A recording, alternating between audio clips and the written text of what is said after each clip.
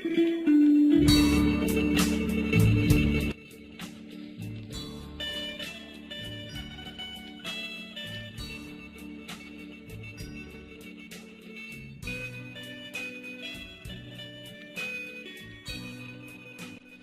park is more than just fun. It is also eco-conscious with decoration made from cycled material. Okay. ហើយនេះគឺអត្ថបទទី2នៅក្នុងប្រយោគទីនេះនៅក្នុង slide នេះអូខេអញ្ចឹងមុននឹងចាប់ផ្ដើមបកប្រែយើងរៀនពាក្យសិនដូចមុនអញ្ចឹង eco-conscious eco-conscious ហ្នឹងបកប្រែថាជា adjective បកប្រែដែលបង្ហាញពីការយល់ដឹងអំពីបរិស្ថានឬក៏ដែលបង្ហាញពីការយល់ដឹងអំពីបរិស្ថានឬក៏ដែលបង្ហាញពីការខ្វាយខ្វល់អំពីរឿងបរិស្ថាន decoration ជានាមបកប្រែថាការតុបតែងលម្អឬក៏ការតុបតែងឬក៏ការលម្អ decoration ជានាមណា decoration ហើយពាក្យ material បកប្រែថាសម្ភារៈឬក៏បកប្រែដែលគេយកមកប្រើរបស់ដែលគេយកមកប្រើរបស់ដែលគេយកមកប្រើគេហៅថា material មកប្រើសម្រាប់ធ្វើអ្វីមួយណាឬក៏វត្ថុធាតុដើមណាអញ្ចឹង material បកប្រែថាសម្ភារៈឬក៏របស់ដែលគេយកមកប្រើដើម្បីធ្វើអ្វីមួយឬក៏វត្ថុធាតុដើមណា material cycled material បានន័យថាសម្ភារៈកែច្នៃប្រើឡើងវិញឬក៏របស់អេតចាយណាសម្ភារៈកែច្នៃប្រើឡើងវិញឬក៏របស់អេតចាយ cycled material មានថាគេយកមកប្រើឡើងវិញឧបមាថាដបទឹកគេយកមកប្រើធ្វើអ្វីផ្សេងអាហ្នឹងគេហៅថា recycled material គឺជាអេតរបស់អេតចាយឬក៏របស់ដែលគេយកមកប្រើឡើងវិញ activity ក្នុងអត្ថន័យនេះធម្មតាបកប្រែថាសកម្មភាពប៉ុន្តែក្នុងអត្ថន័យនេះបកប្រែថាសកម្មភាពក៏បានកម្មវិធីដែលគេរៀបចំឡើងដើម្បីលេងកម្សាន្តដើម្បីឲ្យធ្វើឲ្យអ្នកដែលមកលេងហ្នឹងបានសប្បាយរីករាយហ្នឹងគេហៅថា activity មានស្អីខ្លះអីចឹងទៅណា bungalow ខ្មែរយើងហៅ bungalow ហ្នឹងណា bungalow ហ្នឹងមានន័យថាសួនដែលមានផ្ទះតូចឬក៏តូបញ៉ាំអាហារតូចខ្មែរហៅកញ្ចុះហ្នឹងសម័យលើណា relax ជាកិច្ចសព្ទបកប្រែថាសម្រាកលំហែកាយឬក៏បន្ធូរបន្ថយអារម្មណ៍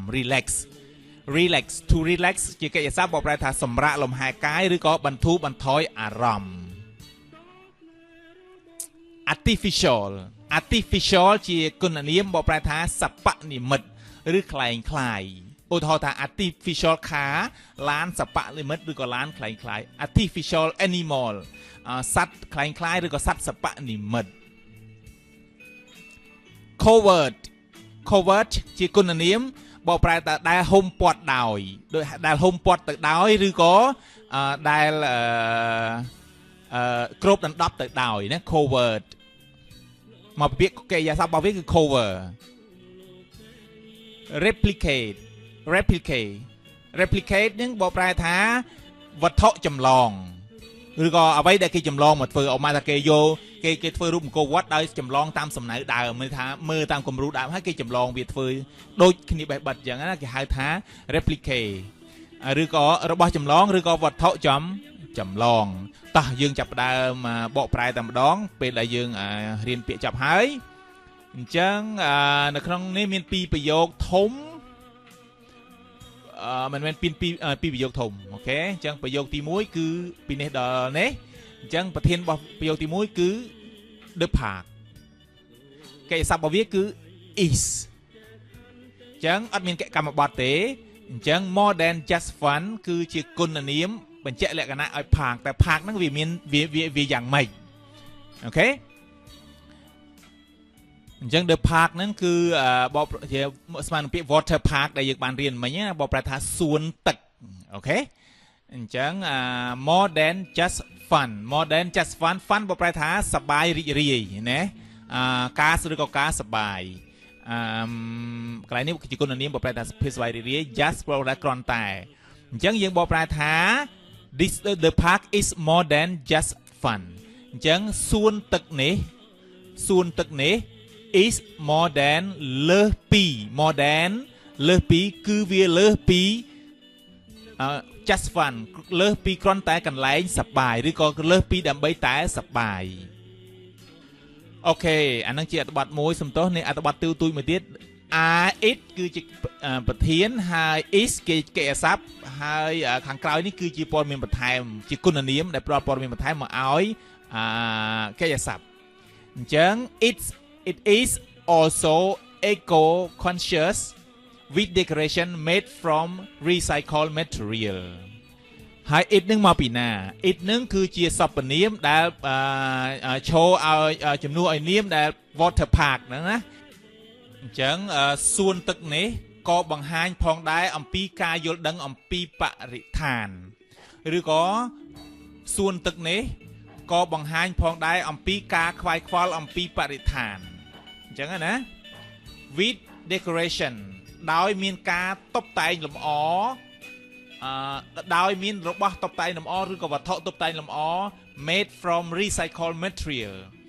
ដែលផលិតឡើងឬក៏ធ្វើឡើងអំពីវត្ថុកែច្នៃឬក៏វត្ថុដែលគេប្រើប្រាស់រួចទៅហើយនិយាយឲ្យសួរស្ដាប់គេហៅថាសម្រាមរបស់ដែលគេត្រូវបោះចោលប៉ុន្តែគាត់យកមកប្រើឡើងវិញអញ្ចឹងណាអូខេឥឡូវយើងចាប់ប្រយោគ2នេះហើយយើងចូលប្រយោគធំថ្មីមួយទៀតគឺនៃសនសុកញ្ញាជាប្រធានហើយកិរិយាសព្ទរបស់វាគឺសេនិយាយថាហើយខាងក្រោយនេះគឺជាអ្វីដែលខាងពណ៌ផ្កាឈូកនឹងគឺជាកម្មបត្តិទាំងអស់ព្រោះអ្វីដែលគាត់និយាយគឺជាកម្មបត្តិអូខេអញ្ចឹងយើងចាប់ផ្ដើមបកប្រែទាំងអស់គ្នាអញ្ចឹងសនសុកញ្ញា24 the general managers of the water park បាននិយាយថាអញ្ចឹងយើងបកប្រែថាអញ្ចឹងសនសុកញ្ញាអាយុ24ឆ្នាំ the general manager of the water park ជាអ្នកចាត់ការទូទៅនៅក្នុងសួនទឹកនេះសេបាននិយាយថាអរគ្នាឃើញសនសុកញ្ញានឹងអាយុ24ឆ្នាំមានទូនទីជាអីនៅកន្លែងណានឹងជាព័ត៌មានបន្ថែមឲ្យសនសុកញ្ញាដើម្បីឲ្យយើងស្គាល់ថាតើសនសុកញ្ញានឹងជាអ្នកណាហើយគាត់មានអាយុប៉ុណ្ណាហើយបានគាត់បាននិយាយថា says បាននិយាយថាអញ្ចឹងអ្វីដែលគាត់និយាយទាំងប្រមាណហ្នឹងគឺជាកម្មបត្តិគាត់និយាយថាម៉េច we have a lot of activity for children and adults we have a lot of activity for children and adults អញ្ចឹងយើងមានចង់និយាយយើងនឹងចង់និយាយថាសួនទឹកហ្នឹងណាសួនទឹកហ្នឹងឬក៏យើងមាន a lot of activity កម្មវិធីជាច្រើនឬក៏សកម្មភាពជាច្រើនតែពិតគេបកប្រែថាកម្មវិធីកំសាន្តហ្នឹងណាបកប្រែថាប៉ុន្តែភាសាអង់គ្លេសគេប្រើពាក្យ activity សកម្មភាពជាច្រើនឬក៏កម្មវិធីជាច្រើនសម្រាប់កុមារនិងមនុស្សធំ for children and adults ដូចជាគេឧទាហរណ៍ swimming pool យើងមានអាងហែលទឹកជាច្រើនឃើញមាន S ទេអាងហែលទឹកជាច្រើន a park for taking photo សួនសម្រាប់ការថតរូបនានា two big bungalows មាន bungalow ធំ2ឬក៏មានចង់និយាយ bungalow ធំ2ហ្នឹងមានន័យថា bungalow ធំហើយ bungalow នីមួយៗមានតូបតូចមានសម្រាប់ញ៉ាំអាហារជាគ្រួសារជាមិត្តភ័ក្តិឬក៏អីចឹងទៅ to relax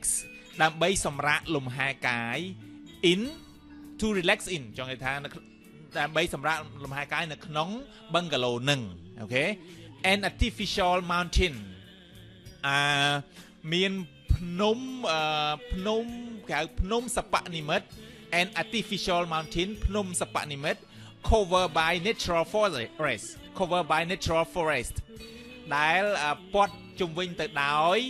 ព្រៃធម្មជាតិ natural forest ព្រៃធម្មជាតិ and a replica of Angkor Wat និងរូបសំណាកឬក៏រូបចម្លងនៃប្រាសាទអង្គរវត្តអូខេតោះនេះនឹងអរគ្នាខ្ញុំសង្ឃឹមថាមេរៀននេះបានជាចំណេះដឹងភាសាអង់គ្លេសខ្លះហើយនឹងអាចបានជាព័ត៌មានថ្មីព្រោះខ្ញុំចាប់អារម្មណ៍អត្ថបទនេះណា